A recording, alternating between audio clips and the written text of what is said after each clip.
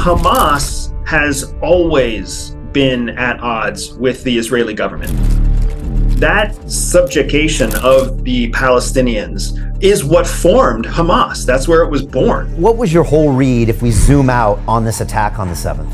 Hamas is just a proxy. They're just a piece of a much larger puzzle that connects Iran to Hamas and connects the BRICS to Iran and connects Russia and China and all of the major players that stand opposite to the United States. So was there an intelligence failure? I still stand by this was a successful sneak attack and not an intelligence failure. We're actually dealing with a scenario here where this entire attack could have been coordinated in live conversations where people were literally meeting in street corners on scratched pieces of paper that other people had to burn. We're talking about old school sticks and bricks, real Cold War era intelligence and espionage activity. Iran wanted to do something that was going to instigate Israel in such a way that Israel's response would be so overboard that the whole world would wake up to the fact that Israel is an oppressor and the United States backs Israel with total and complete hypocrisy to their policies anywhere else in the world.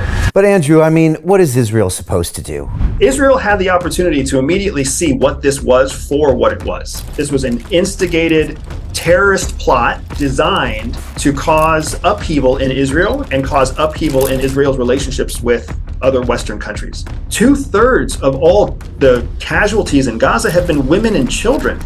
How is the United States supporting that? If we just stop trying to police the world will burn. And when the world fights itself and we're the only ones left to be strong, the world is our oyster again. But when we're trying to police the entire world, we're just depleting our own resources. And we're giving an opportunity for someone else to let the world burn. And that's exactly what BRICS is doing. In essence, they're like, yeah, let the world burn. And we'll be here to sweep up the ashes.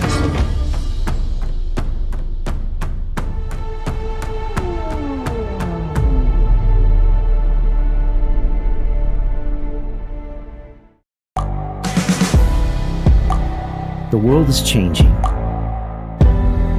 Inspiration is everywhere.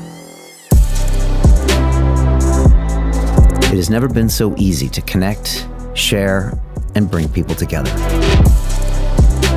We're learning from others and finding the best in ourselves.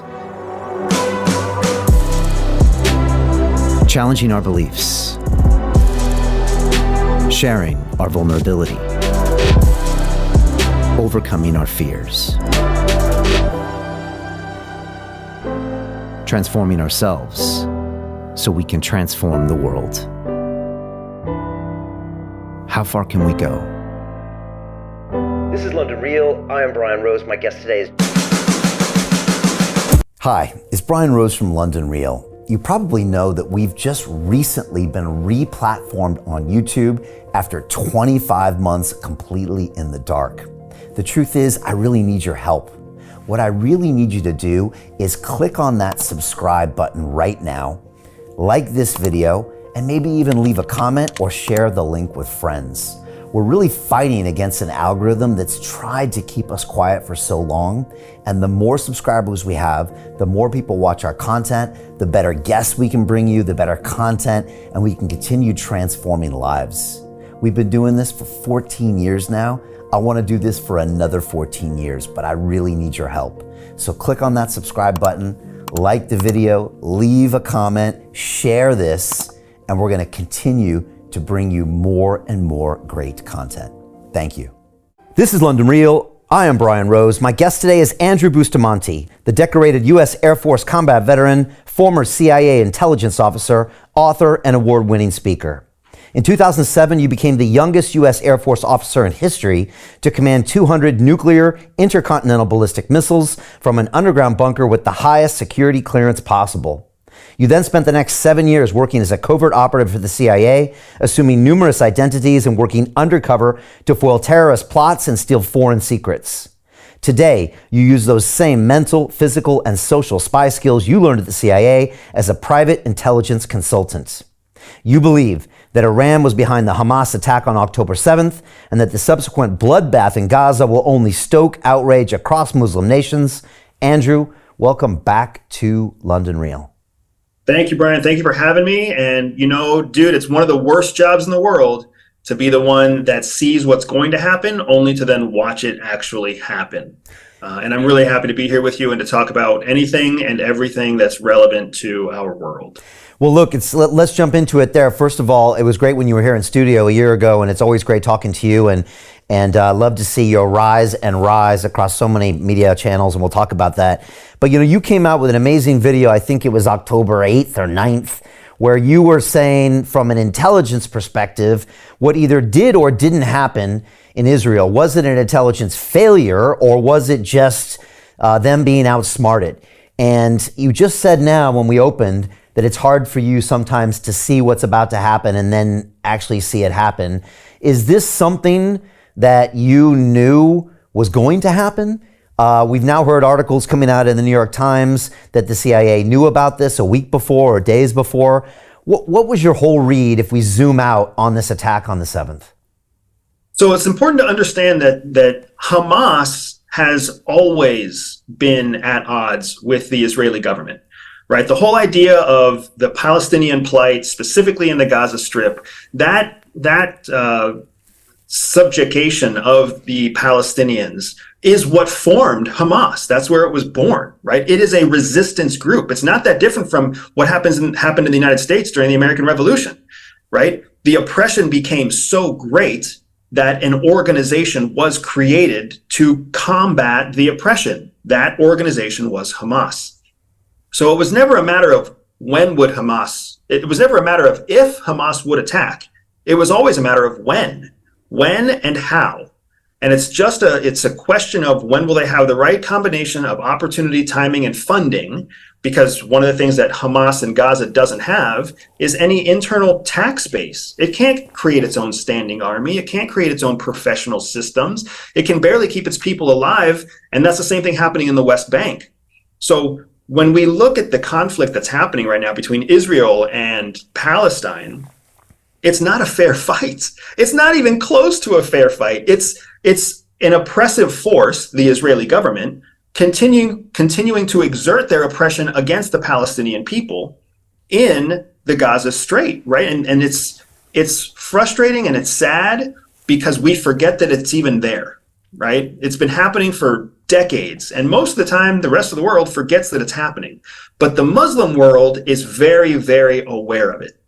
It's just that most of our first world countries, our wealthy Western countries, are either anti-Islamic, like you see across Europe, or ambivalent to the plight of the Muslim, which is what you see in the United States and most of Canada. So to us, that conflict, we're blind to that conflict, but it's always been there. So was anyone able to predict what was going to happen on October 7th? I wouldn't say anyone could predict that it would happen on that day. But a big part of why it was so difficult to predict was because everyone knew something would happen at some point. We just didn't know if it would be October 7th or December 7th or, March 7th, 2024. It's one of those, it's like a pot that boils over. You see it boiling, you just never know when it's actually going to spill over the lip. Now, one of the comments of why this attack was so successful is that Hamas seemed to have lulled Israeli government into a sense that they had gone passive, that they were going to change their ways, that they were not going to be pursuing this strategy in the future. And then all of a sudden they did. Is that true, first of all? And, I guess if I would say that, is it possible that movement would ever quiet down and slowly peter up or give out over time? So there were actually three things at play that really worked well. First was that the majority of conflict was happening on the West Bank. There was a very active history, even immediate history, on the West Bank of Israeli settlers coming into conflict with Palestinians, and armed conflict and skirmishes and conflict that was driving attention for the average Israeli into the West Bank, but not into Gaza, because they obviously stand on opposite sides of the country, right? West Bank on the west side, Gaza on the east. The other thing was, you're right, Hamas had done a good job of basically lulling the Israelis to sleep. That's a very strategic military and intelligence term, lulling your opponent to sleep. It's something that intelligence officers are taught when we're in the field. It's something that military officers are taught when they're engaged in active conflict zones. You want to give your opponent a sense of comfort that nothing is going to happen. And then as they have that extended sense of not today, not today, not today, they start to become comfortable. They start to become lazy. They start to change where they direct their resources. Because if they don't have to pay attention to you 24 hours a day, they start paying attention to other things, and you only get 20 hours of attention, and then you get 10 hours of attention, and then you get 2 hours of attention. And that gives you more and more time for planning, plotting, and scheming to execute your goals. If you've heard of, like, this is the fundamental doctrine to a sneak attack. Think through, remember Ukraine and Russia during the counterattack in 2023 in August. Right, the very first successful counterattack that Ukraine had against Russia. They talked about attacking in the south, and they talked and talked about the south, and Russia moved all of its forces to the south, and everybody got focused on the south, and then the actual Ukraine counteroffensive happened in the north, and they took huge swaths of land. It was the same lulling strategy. Make the country, make your opponent think nothing is going to happen in the north. They direct all their resources to the south, and then you attack in the north.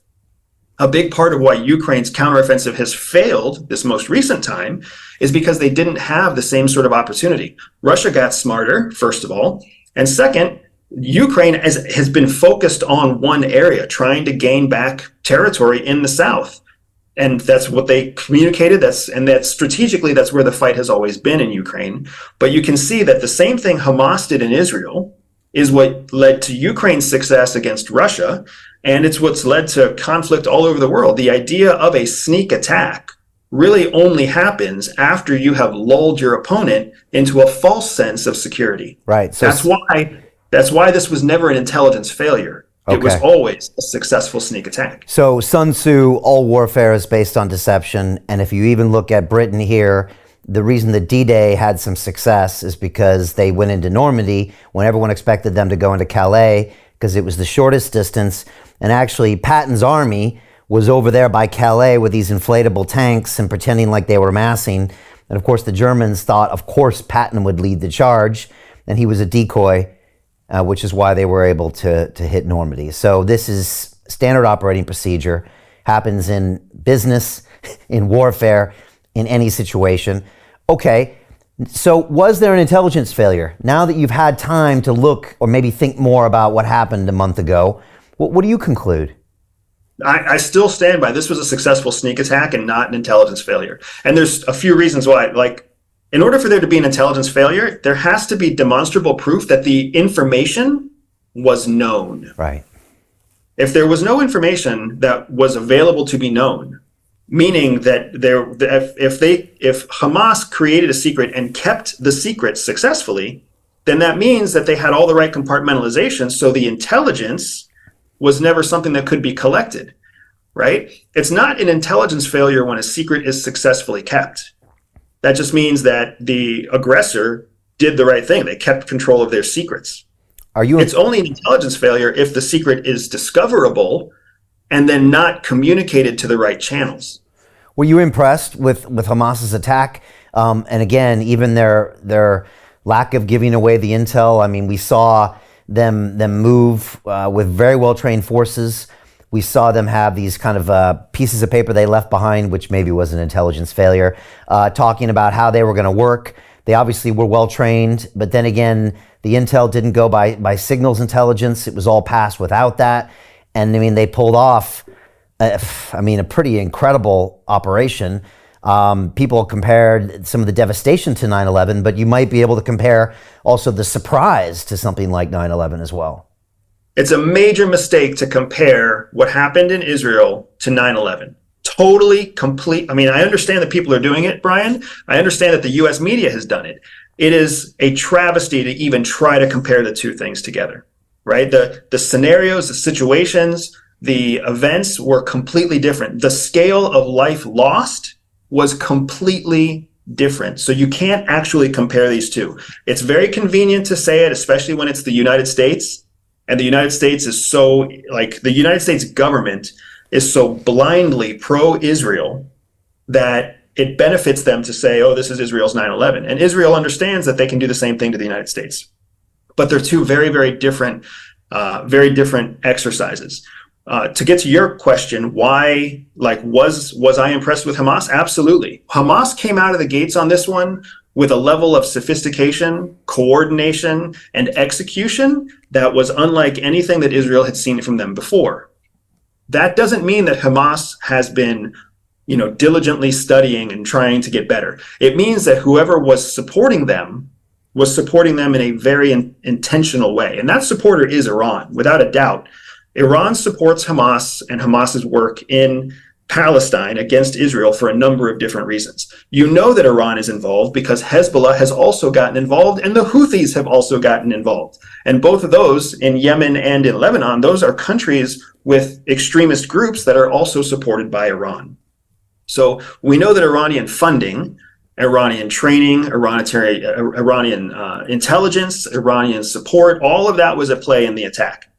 But then behind Iran, we also have to understand Iran has just joined the BRICS trading bloc, Brazil, Russia, India, China, South Africa, and the larger contingent that it has grown into in the last year. Iran just signed paperwork to join BRICS in August of this year. So that means not only do they have their own strong economic benefit of being the breadbasket of the Middle East, but now they also have borrowing power and trading relationships with all of the developing nations of the world that stand contrary to the United States. So we're very much seeing a continued escalation of this East versus West idea in this competition, this macro competition for economic power. Hamas is just a proxy. They're just a piece of a much larger puzzle that connects Iran to Hamas and connects the BRICS to Iran and connects Russia and China and all of the major players that stand opposite to the United States. Man, it's scary how this is going. Iran said that they didn't have knowledge that this attack was happening on the 7th, and I, for some reason, believe them. Do you believe them? It doesn't mean they didn't fund it or help plan it, but do you think it's probably true that they didn't know the exact date, maybe from even an intelligence perspective? It's very possible that they wouldn't know the exact date because one of the things that's impressive about Hamas's attack is the way it was executed. Specifically, what I'm talking about is the tradecraft that they used to execute it. So you mentioned earlier, Brian, how there was no signals intelligence.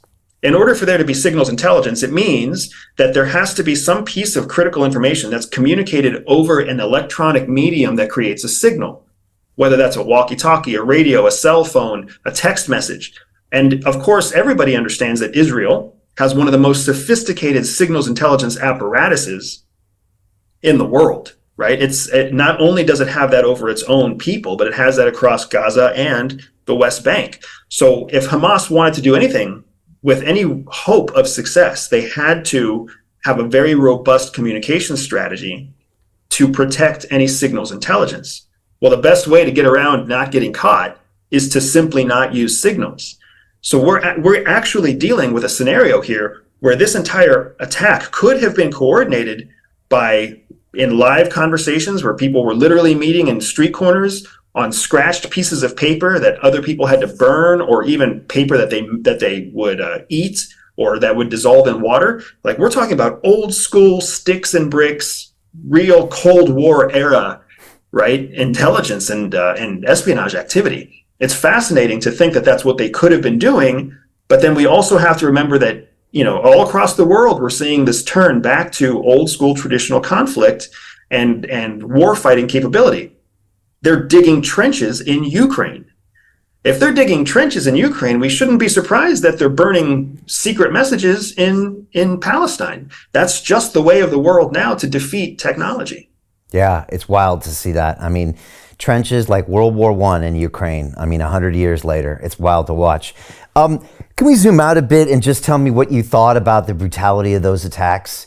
Because every time I'm reminded of what happened or I hear scenarios, it's just really hard to hear that and see that in this day and age. And I know there's a lot of pain and suffering around the world, but still that shocks me that was allowed to happen. What do you make of that? And was that part of the point? Were these supposed to be so atrocious so they would get the reaction? And then is this playing out exactly how Iran wanted it to play? And maybe Hamas as well?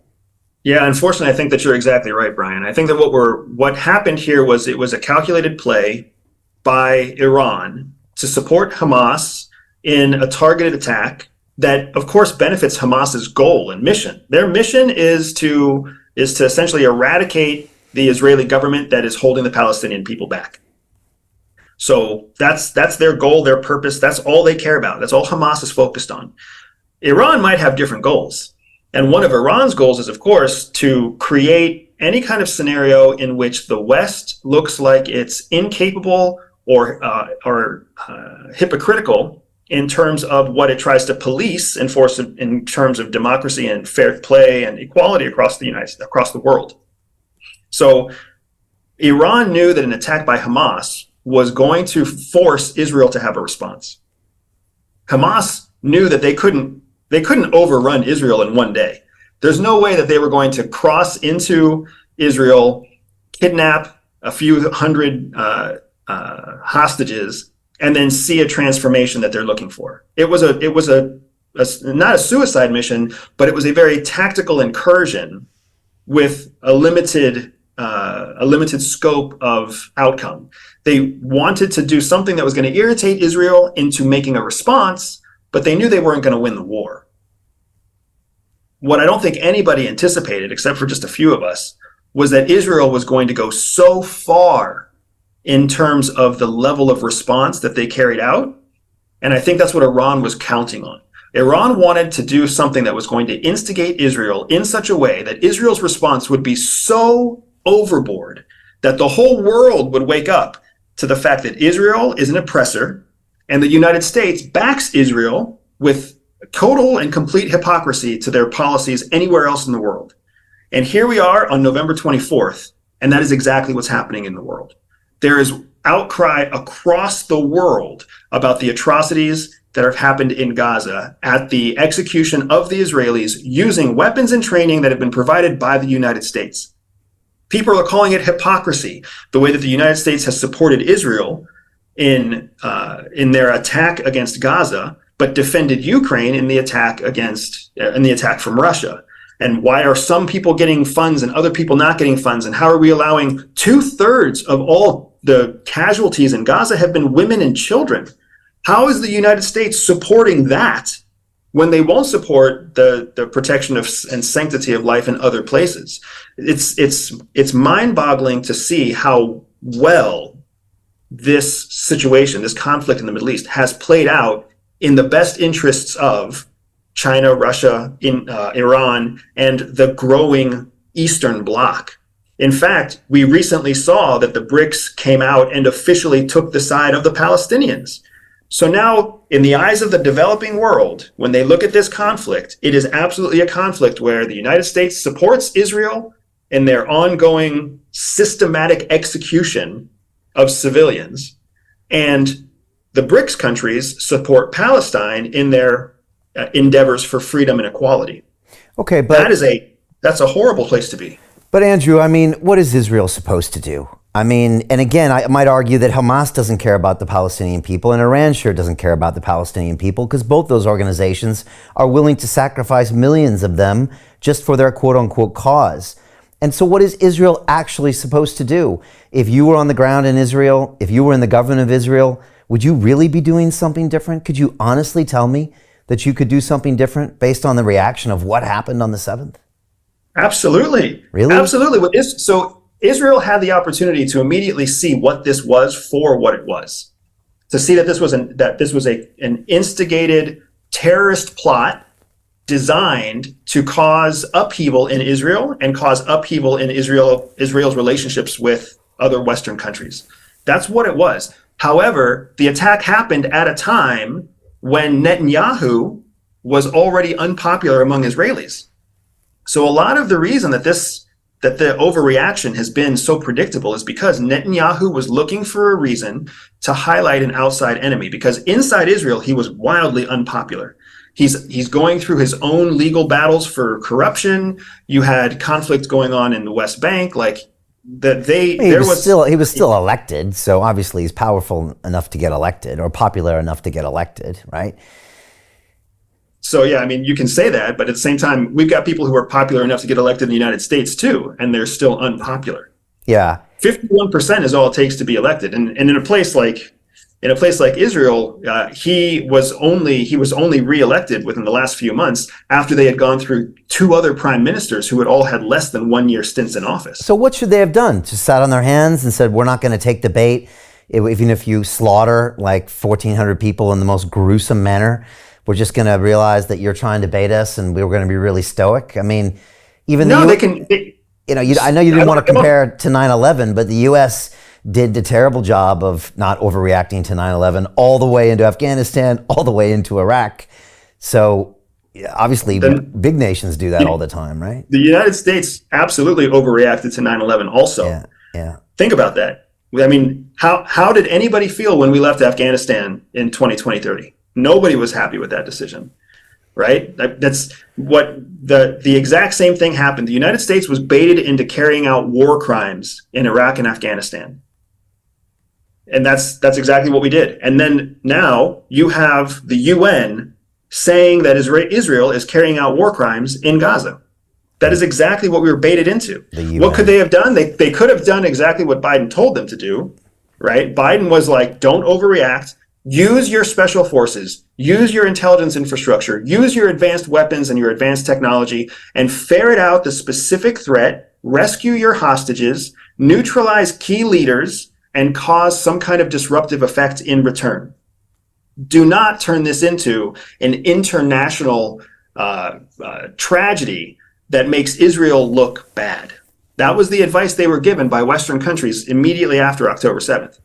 But that's not what they chose to do, right? And again, it's easy in hindsight to say this stuff, and it's easy when you're not the corrupted, public-eyed, elected official who's also trying to retain power. There's all sorts of reasons that make it easy to say what they should have done.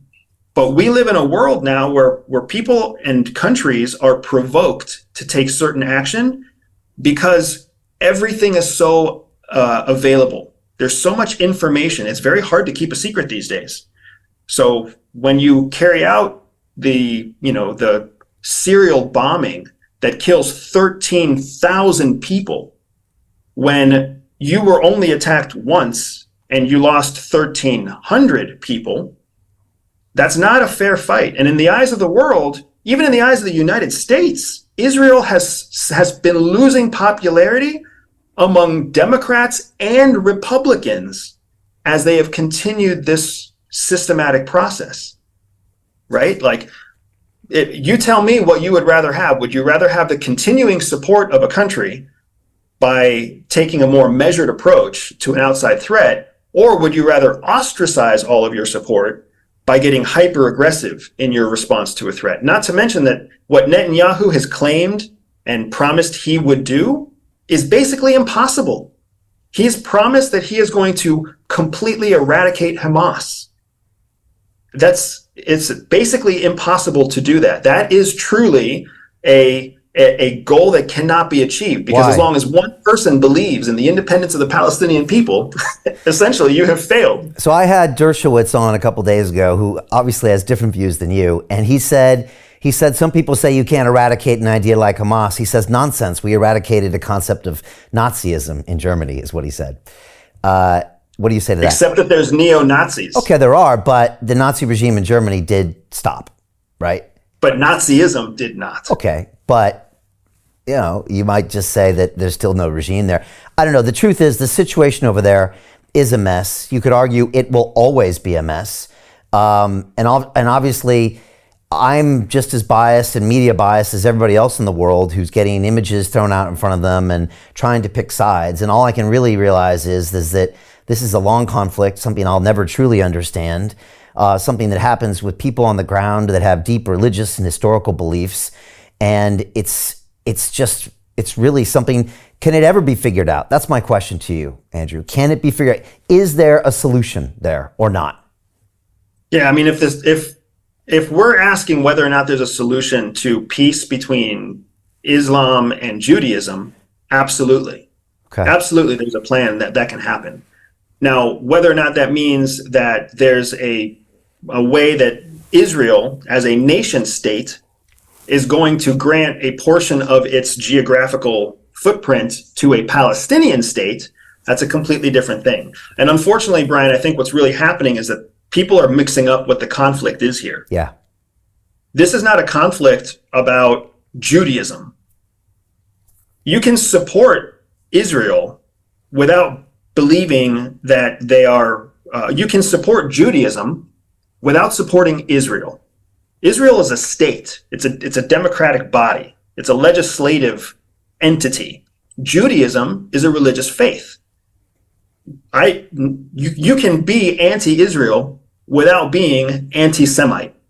But people don't realize that. And instead we get it all jumbled together and we start thinking one is the other and they're two the same things. They're not the same thing. You can support Judaism and the plight of the Jewish people and the suffering that the Jewish people have had.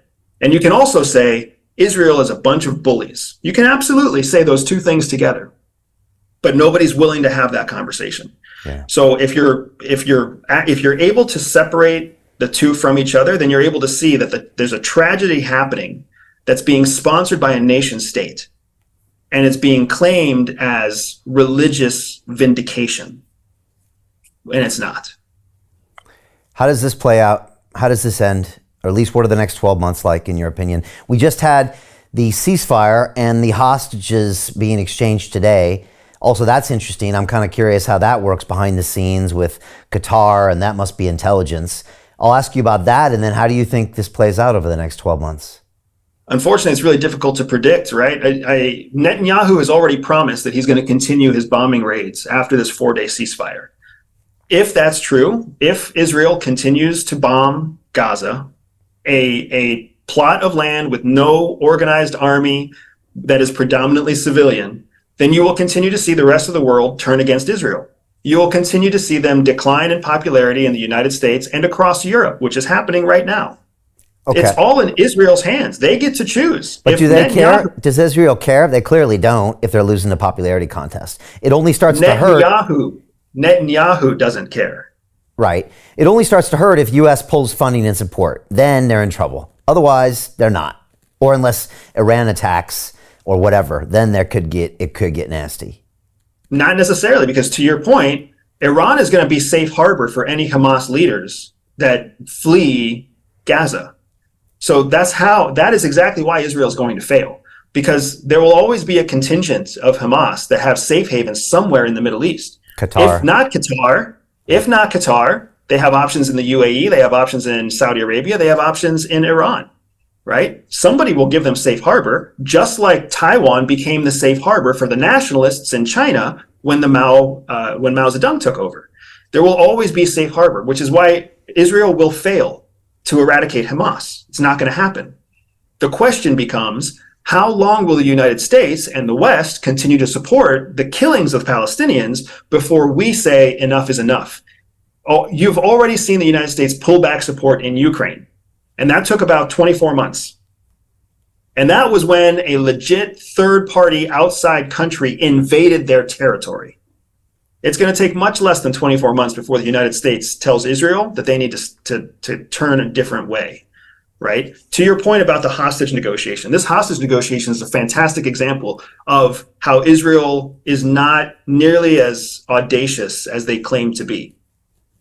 Qatar and the United States handled negotiations between Israel and Hamas. What does that tell us? First of all, Brian, does the United States negotiate with terrorists? Apparently, supposedly no. Supposedly, it is a firm policy that we do not. However, the United States is negotiating with Hamas. So what does that tell us? Hamas is not. Or the U.S. always negotiates with terrorists, either way. Exactly. So it gets ugly, dude. It gets really ugly, and that's not a place that an outgoing president competing for re-election, it's not where he wants to be. And it for sure as hell is not the place where a new incoming president wants to start his term or her term. Okay. So this recent hostage deal hurts the U.S. even more because they're negotiating with these people. And now once they have gone to the negotiating table with Hamas, it verifies that Hamas is its own entity. It brings to question whether or not they are really terrorists. And it shows that Israel is being kept in check. by the United States. So it's an all-around win for Hamas and for the powers in the East. It's an all-around loss for Israel and the United States. And they're getting 50 hostages out of it, out of 250 more that are not. Yeah, I was like, I thought it was going to be a couple hundred or 100, and it was like 15, right? Yeah. Although who knows how many are still alive from the others. So, all right, I appreciate that. To wrap the Israeli conflict up, is there anything we didn't touch besides all of that? Saudi was about to sign, well, not about to, but they were the next to sign the Abraham Accords. Probably a little ways from that. This supposedly is going to push it back even further. Saudi made a joint statement with Iran recently that Israel should stop. But does this affect that long-term relationship with Saudi in the region? Oh, well, it affects the relationship between Saudi and Israel. Right. Remember, the Abraham Accords are all about bringing proximity between Muslim countries and Israel in the region. Yeah. And they had success with Bahrain, they had success with UAE, and they were seeking success with Saudi. Saudi is the largest, wealthiest of all the Khaliji Arab countries. So to have success with Saudi would have been a big deal. This event prevented the agreement between Israel and Saudi Arabia, which of course had major impact to slow Israel's reach across the Muslim world. And it also demonstrated that the Palestinian conflict and the Palestinian oppression in Israel is still very much something that the Israelis are not willing to let go of yet, which send a message to all Sunni Muslims throughout all of the Middle East that Israel still sees Sunni Muslims and Islam as a whole as less than Judaism, which just further aggravates a long-running fire. But do the Saudis really care about the Palestinians? Does anyone in that region really care about the Palestinians? Or do they just have to be shown publicly to support them because they're their brothers in religion? But they can't truly care about them. No one's willing to take them. I saw, of course, it was a PragerU, so I'll take that with a grain of salt, report about how, after the Iraq invasion of Kuwait, they expelled hundreds of thousands of Palestinians. Multiple nations have expelled them in the past.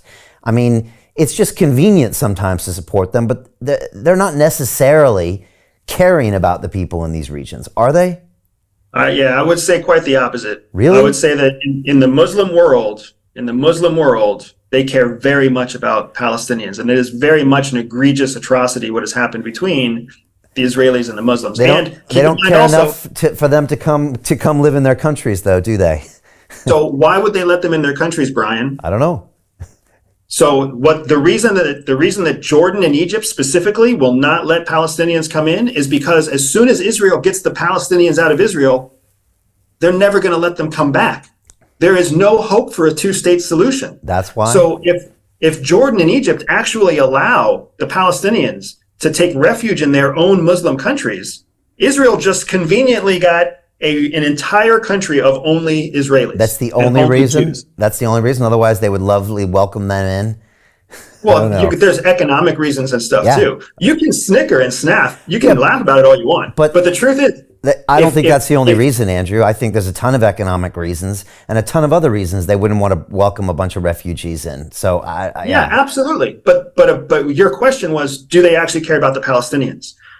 In the eyes of the Muslim world, the only people protecting Mecca are the only people who have the ability to actually protect the homeland, right, is the Palestinian people. Everybody else, that's why that's why the holy city is actually split in half between where the Muslims are allowed to live and where the Jews are allowed to live. Oh, so if Mecca, if Israel is taken over, Jerusalem? Yeah, correct. Mecca's in Saudi, excuse me. Yeah, Jerusalem. Okay. Jerusalem, thank you. But yeah, so if they were to actually leave, if there were to be no Muslim presence in Jerusalem, then the whole Muslim world has lost access to one of their own holy cities. Yeah, and then you can go down the line of, you can go down the line of Jerusalem being, held to have like the king of Jordan to have, access over the mosque and all of these things. I don't know. One thing I'll agree with is it's a big old mess, and I'll never fully understand it. And yeah, that's one of the things I conclude. And you're right. It mixes religions and states, and depending on how convenient it is, you mix them. And Netanyahu was great about that. Netanyahu said, you can't be anti-Zionist without being anti-Semitic. So he loves to mix them because it's a great way to get his point across. And then other people will say, no, they're completely separate pieces. And so, yeah, it's been hard to watch. I was in Israel in 2018 to shoot a documentary with a former guest. And so I was there. And so it's just weird to watch it all happen after being there, and yeah, it's been really sobering. You mentioned Ukraine. Just quickly, from a media standpoint, Ukraine has taken the back page. And how much of a factor is that alone of not being on the attention of Americans or people worldwide mean that they have had a subsequent decrease in funding? So I don't think the decrease in funding is less tied to their being on the back page of media. Okay. When we were together last year, we talked about how the Western world would tire of supporting Ukraine. Yeah. And we also talked about how Ukraine had its own issues with corruption that nobody was acknowledging. Remember that conversation? Yeah. Well, all of their issues with corruption became very apparent in the last 12 months. So they had a new minister of defense because their previous minister of defense was corrupt. They just turned over within the last few weeks their head of cybersecurity because their head of cybersecurity was under corruption charges, right? So like all that money that was pumped into Ukraine in the first 18 months of the war, people are now willing to publicly acknowledge it has disappeared. And they can't account for it. They don't know where it's gone. And plenty of people have gotten rich and the black market is thriving. So now that is the biggest part of why Europe and the United States have lost interest in continuing to fund. Because not only has it resulted in inflation and issues, economic issues and otherwise in Ukraine, in the US and Europe, not only has it hurt us to help Ukraine, but now Ukraine hasn't been able to deliver on the counteroffensive they wanted to deliver on, and is actually showing that they have and acknowledging their own corruption issues. That does not lend for a bright future for what they're trying to accomplish by solely existing off of the generosity of other countries. Now, politically, it was originally a strong move for Biden to back this government. He was seen as a supporter of oppression against Russia, funneling the money in. I'm sure his approval rating went up. But now it's hurting him by continuing to soar because of the corruption, because of the exhaustion that the American people are having, the comparison that people are making of all the money going there and the money not going to Maui or the money not going to these other places. And so will you see Biden slowly back away from that as the election comes up? I see him backing. I see Biden being very forward in his rhetoric and blaming Congress. To continue watching the rest of the episode for free, visit our website londonreal.tv or click the link in the description below.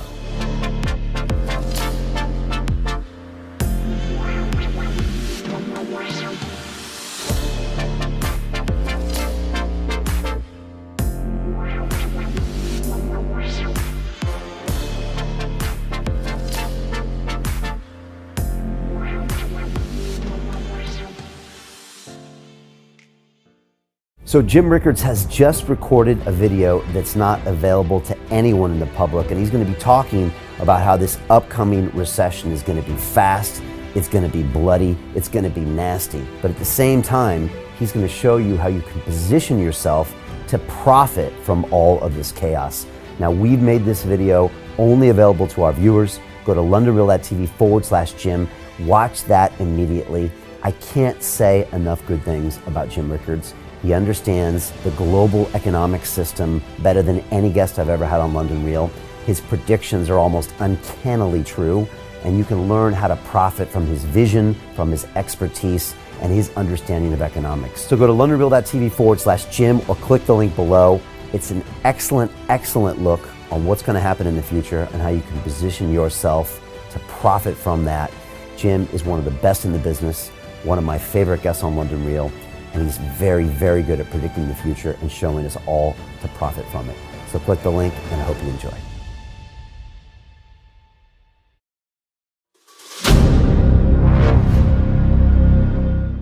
I'm looking for partners, collaborators, colleagues who want to join forces with me around the globe and create real value, generational wealth, and financial freedom for everyone else around the world. Get involved in the cryptocurrency markets. Get involved in the NFT markets. This is your moment. Life all comes down to a few moments. Don't let this pass. Now it's not too late. Next year's gonna be too late. Ultimately, this is about freedom. That's the way I see it. This is about giving power back to the people and enabling billions of people worldwide to use the financial markets to improve their lives and those of their friends and their families and their communities. Honestly, I think it's a violation of human rights not to allow people basic access to financial services. Because right now people are being kept in the dark, they're being robbed of education, and it's a travesty. And so I'm looking for people that want to join me and be a part of this solution. And that all happens inside the DeFi Academy. The gains my students are making are absolutely amazing. Double, triple digit gains in the first month alone. That's amazing. This will change your life. Now is the time to get involved. I'm going to tell you exactly how my students in my academy made money in the last 30 days. I'm talking about real trading results. And let me just whet your appetite a little bit. Let me hit you with some numbers. I'm talking Brendan from New Zealand is up 68.77% on the month. Steve from Europe up 83%. Albert in Singapore up 169.9% on one single trade. I got Susan up 153% on her call options alone, also rocking 139% returns and 442% returns as well on individual trades. These are people that are changing their financial future in the last 30 days, but it's based on trading discipline. I've graduated over 500 students from inside my academy from over 54 countries around the world. It's amazing. When it comes to crypto, DeFi, and blockchain, we love this space. We truly believe it's the future. This is down to our core. It's authentic to what we're doing, and everybody can tell through the camera because you can't make this stuff up. If you're watching me now, wherever you are, I implore you, take 60 seconds right now and join my academy. Apply today. Now you've got a chance. Life all comes down to a few moments. What are you going to do? What's the choice that you're going to make?